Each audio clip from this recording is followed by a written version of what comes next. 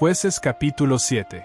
Entonces Jerubbaal, es decir, Gedeón, y toda la gente que estaba con él, madrugaron y acamparon junto al manantial de Arob.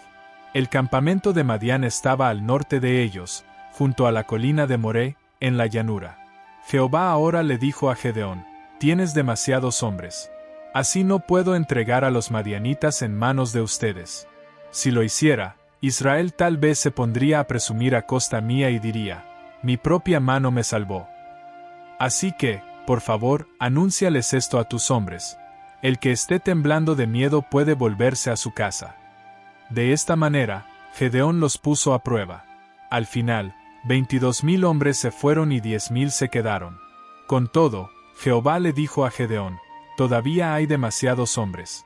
Diles que bajen al agua, y allí los pondré a prueba por ti. Si yo te digo, este irá contigo, entonces ese irá contigo. En cambio, si te digo, este no te acompañará, entonces ese no te acompañará. De modo que Gedeón hizo que los hombres bajaran al agua. Luego Jehová le dijo a Gedeón: al que beba agua lamiéndola como lo hacen los perros, sepáralo de los que de rodillas se inclinen para beber.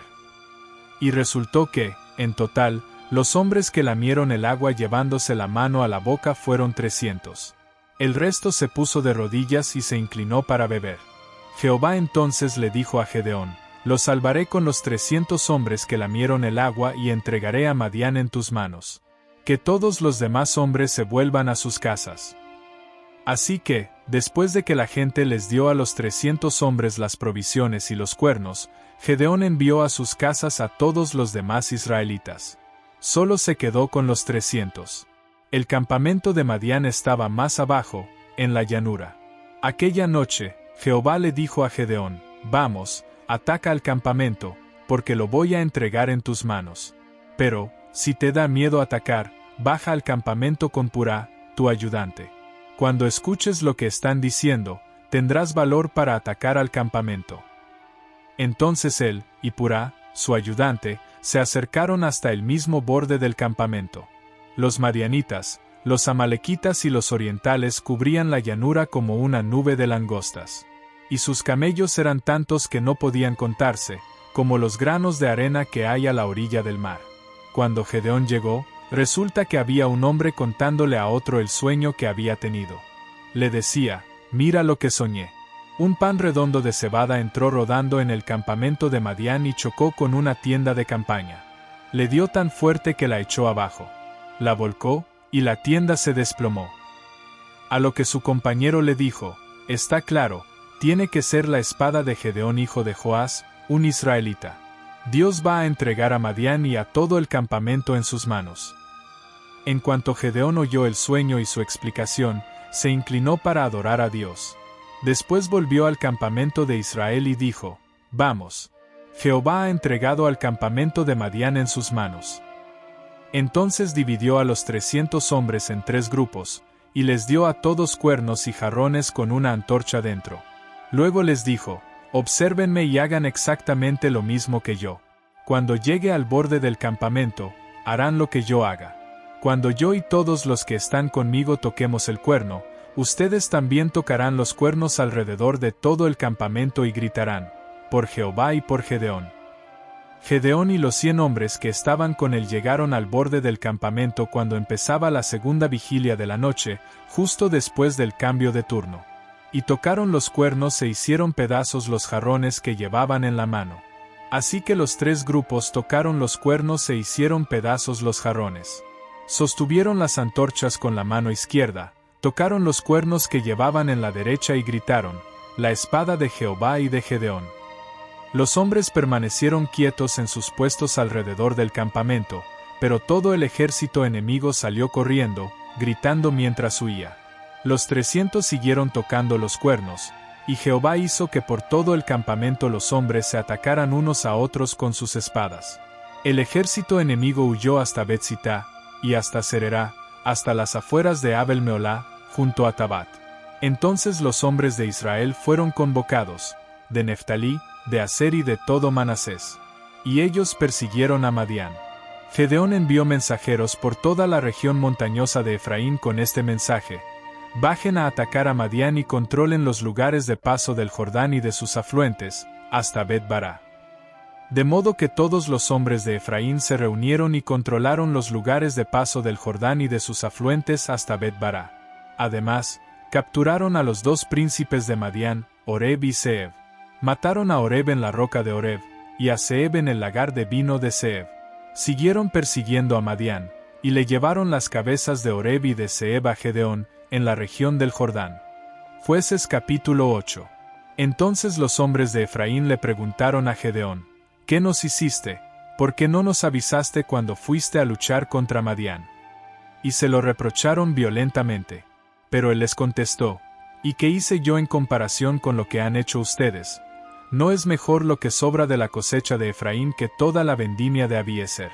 Dios entregó a Oreb y a Zeeb, los príncipes de Madián, en sus manos. ¿Qué he hecho yo en comparación con ustedes? Cuando les habló así, ellos se calmaron. Luego Gedeón llegó al Jordán y lo cruzó. Aunque él y los 300 hombres que iban con él estaban cansados, siguieron persiguiendo al enemigo. Así que les pidió a los hombres de Sucot: por favor, denles pan a los hombres que vienen conmigo, porque están cansados y yo estoy persiguiendo a Seba y a Salmuná, los reyes de Madián. Pero los príncipes de Sucot le dijeron: ¿por qué tendríamos que darle pan a tu ejército? ¿Acaso ya capturaste a Seba y a Salmuná?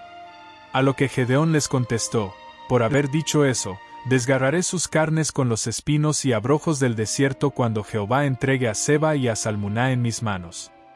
De allí subió a Penuel y les pidió lo mismo a los hombres de Penuel, pero ellos le contestaron como los de Sucot.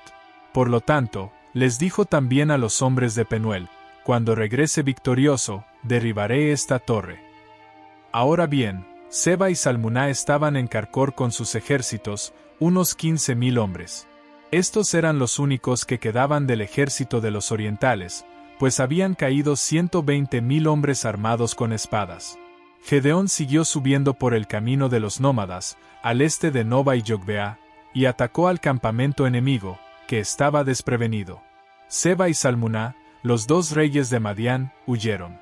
Pero él los persiguió y los capturó, con lo que sembró el pánico en todo el campamento. Después Gedeón hijo de Joás regresó de la batalla por el paso que sube a Eres.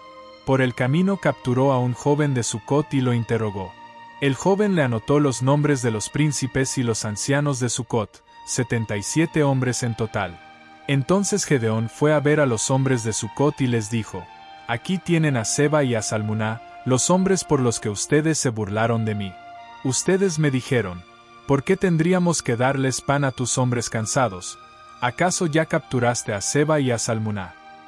Luego agarró a los ancianos de la ciudad, y con los espinos y abrojos del desierto, les dio una lección a los hombres de Sucot.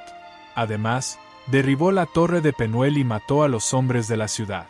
Él les preguntó a Seba y a Salmuná: ¿cómo eran los hombres que ustedes mataron en el monte Tabor? A lo que respondieron: eran como tú. Cada uno de ellos parecía hijo de un rey. Él les dijo: eran mis hermanos, los hijos de mi madre. Les juro que, tan cierto como que Jehová vive, yo no tendría que matarlos a ustedes si les hubieran perdonado la vida a ellos.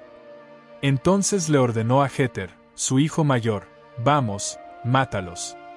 Pero el muchacho no sacó su espada. Tenía miedo porque todavía era joven. Así que Seba y Salmuná le dijeron: si eres lo bastante hombre, vamos, mátanos tú mismo. Gedeón entonces mató a Seba y a Salmuná, y tomó los adornos en forma de media luna que sus camellos llevaban en el cuello.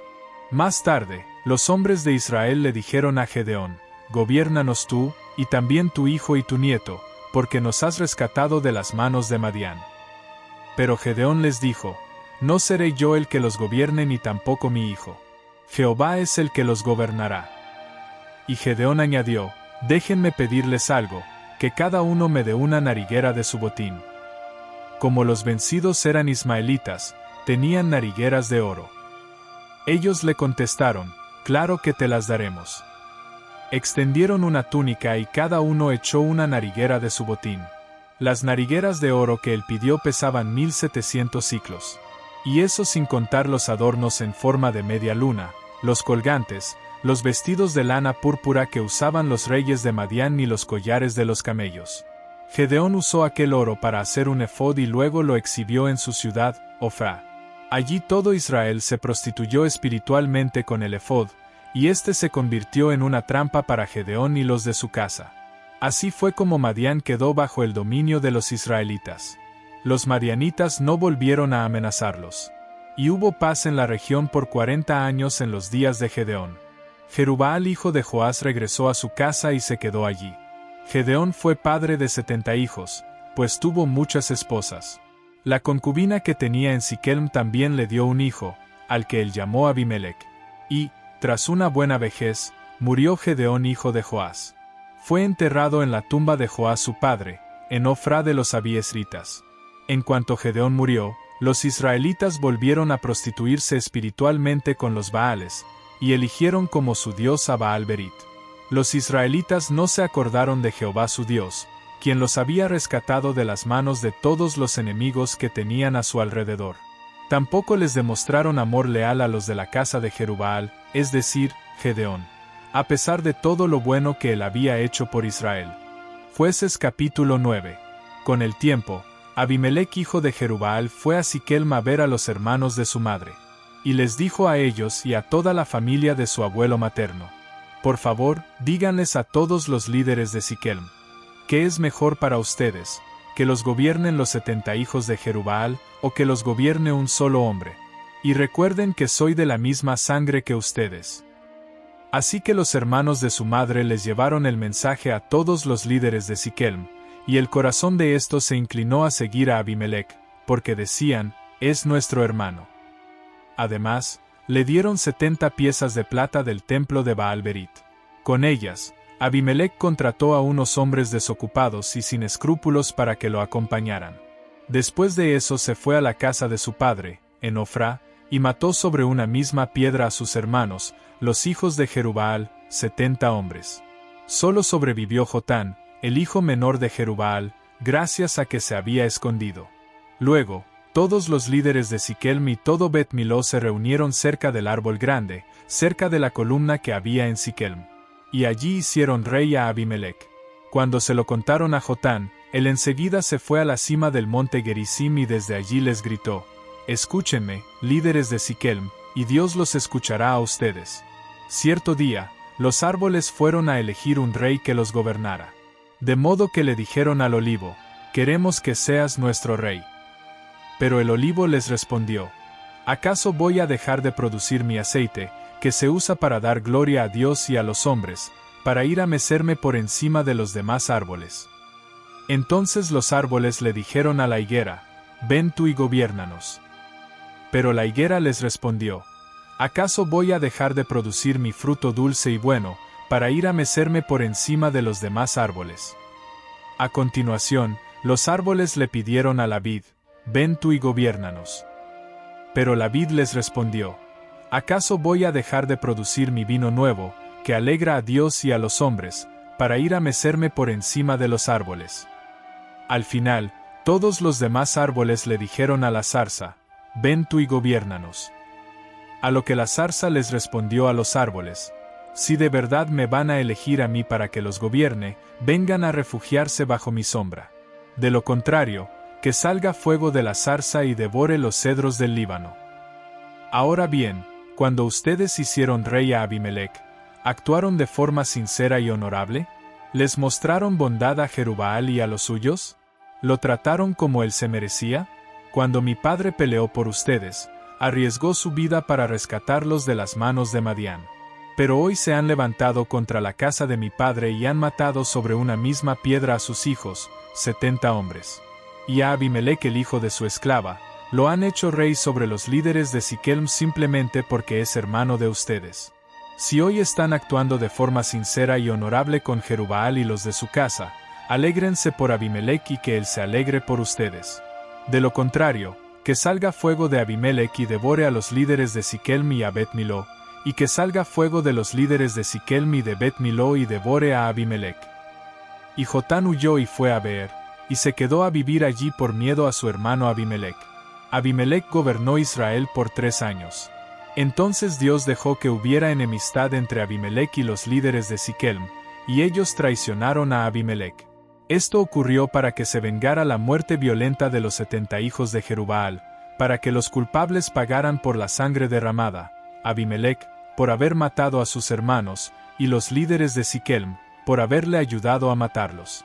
Por eso los líderes de Siquelm le tendieron emboscadas a Abimelec colocando hombres en las cimas de las montañas. Estos hombres asaltaban a todo el que pasaba cerca de ellos por el camino. Con el tiempo, se le informó el asunto a Abimelec. Por aquel entonces, Gaal hijo de Ebed y sus hermanos, llegaron y entraron a Siquelm, y los líderes de Siquelm confiaron en él. Ellos salieron al campo, recogieron las uvas de sus viñas, las pisaron y celebraron una fiesta. Después entraron en el templo de su Dios y se pusieron a comer, beber y maldecir a Abimelec. Y Gaal hijo de Ebed dijo: ¿Quién es Abimelec y quién es Siquelm para que le sirvamos? No es Abimelec hijo de Jerubbaal, y no es Zebul su representante. Mejor sirvamos a los hombres de Hamor, el padre de Siquelm. Pero ¿por qué deberíamos servir a Abimelec? Si yo estuviera al mando de este pueblo, sacaría a Abimelec de su puesto. Entonces desafió a Abimelec diciendo: Refuerza tu ejército y sal a luchar. Y Zebul, el príncipe de la ciudad, se enojó muchísimo cuando se enteró de lo que había dicho Gaal hijo de Ebed. De modo que envió mensajeros en secreto a Abimelec para decirle: Mira, Gaal hijo de Ebed y sus hermanos están en Siquelm, y están poniendo a la ciudad en tu contra. Vengan de noche, tú y tus hombres, y quédense al acecho en el campo. Y por la mañana, en cuanto salga el sol, pónganse en marcha y ataquen la ciudad. Cuando Gaal salga con sus hombres a pelear contra ti, haz todo lo posible por vencerlo. Así que Abimelec y todos los que estaban con él salieron de noche, divididos en 4 grupos, se pusieron al acecho a las afueras de Siquelm. Cuando Gaal hijo de Ebed salió y se puso a la entrada de la puerta de la ciudad, Abimelec y los que estaban con él salieron de la emboscada. En cuanto Gaal los vio, le dijo a Zebul: Mira, hay gente bajando de las cimas de las montañas. Pero Zebul le respondió: Lo que ves son las sombras de las montañas. Las estás confundiendo con hombres. Más tarde, Gaal dijo: Mira, hay gente bajando del centro de la región, y un grupo se está acercando por el camino del árbol grande de Meonenim. Zebul le contestó: ¿Dónde está ahora tu arrogancia? Tú dijiste: ¿Quién es Abimelec para que nosotros le sirvamos? ¿No es esta la gente que despreciabas? Sal ahora y pelea contra ellos. Así que Gaal salió al frente de los líderes de Siquelm y peleó contra Abimelec. Y Abimelec persiguió a Gaal, quien salió huyendo. Fueron muchos los que cayeron muertos, quedaron tendidos hasta la entrada de la puerta de la ciudad. Abimelec siguió viviendo en Arumá, y Zebul echó de Siquelm a Gaal y a sus hermanos. Al día siguiente, la gente salió al campo, y Abimelec se enteró.